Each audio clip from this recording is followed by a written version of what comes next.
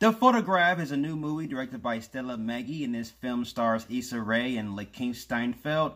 When a famous photographer dies, her estranged daughter meets a journalist who's trying to write a story on her late mother's life. With the daughter angry and left with questions, she asks the journalist to help her uncover the answer of her past, and also help her uncover the path of love.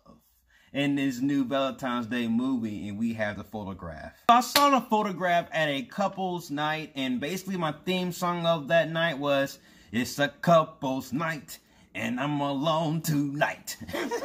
But for those of you who don't know my relationship status, I am single. I'm still a free agent. I'm still in the market. I've been single for the past 3 years. After walking out this movie theater, I have to say that The Photograph was actually a really good film. And I gotta talk about the great things. A woman who is trying to learn the past of her mother while she's falling in love with a journalist named Michael Block. We get an inside story of Issa Rae's character. And the thing with this movie, that the film tells a story through flashback scenes. Like it tells two stories. It tells a story of the daughter in present day, and also it tells a story of the mother in the past, and you get an understanding of why the daughter is making certain decisions within her life based off her living experience with her mother. There are moments where the film jumps from present day to the past, and it tries to give it a small particular parallel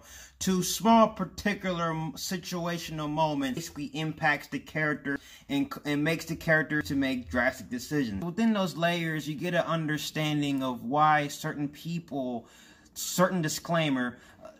of why certain people tend to be in relationship that seems to be like you're always arguing because you grew up in an environment where your parents were arguing all the time, so you just happen to had to be drawn to a relationship that has to be toxic and happen to be arguing. And I did like that concept in this film.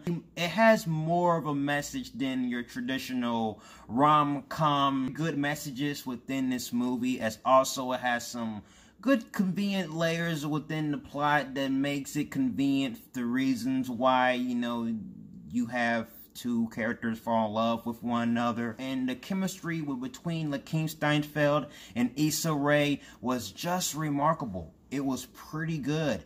I bought it. There wasn't a moment where I was questioning it. So I love the script. The writing, the dialogue in this movie was actually pretty good. I did like some of the cultural references within the script. I did like that this movie had humor.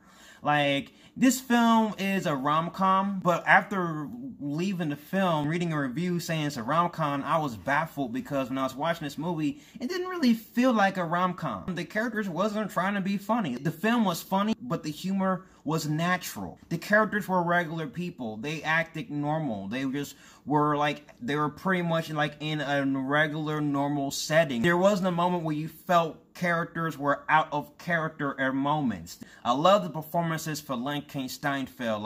He plays a character, Michael Block. He's a journalist who's trying to cover the story of the famous photographer who is the mother of Mae Morton, who's being played by Issa Rae. And his performance was really good. I digged his performance. And I'm starting to believe that Lakeith Steinfeld is on the rise because he's on everything. He's in Get Out. He was in Sorry to Bother You. He was in a lot of movies, and his performance was different. I felt like he was a little sensitive. He showed a little bit of vulnerability with his character. The compatibility was there. I dug it. It worked. This film had two stories, and it told a story from the mother perspective of we get an understanding of how she fell in love. It helps some timelines at times, and that leads into the minor, little detail, just the minor things I have to talk about. It has to do with the third act of the movie. It did a decent job of trying to tell its story in two timelines, but there's at times where I felt like these storylines were competing against one another. Both timelines didn't really feel like subplots. So it has 2 points it's trying to fulfill, and when the movie fulfills one point, the film doesn't really know what to do in the final 10 minutes of the film. So that's where the film ends, just to end. That's necessarily a huge entire nitpick. I don't even know why I'm even mentioning it. This is a great movie, great performances. Yes, so this is a movie that a rom-com you will enjoy. If you've seen If Beale Street Can Talk, then you should definitely check out The Photograph. Well, a black movie with black love, sending a positive message, and it's something that Hollywood needs. I give The Photograph a Christian Bale Batman. Definitely worth it. Check it out for Valentine's Day. And that's my review for The Photograph. And if you have seen The Photograph, what are your thoughts? Comment below. Let's talk about it, and I'll see you guys in the next review.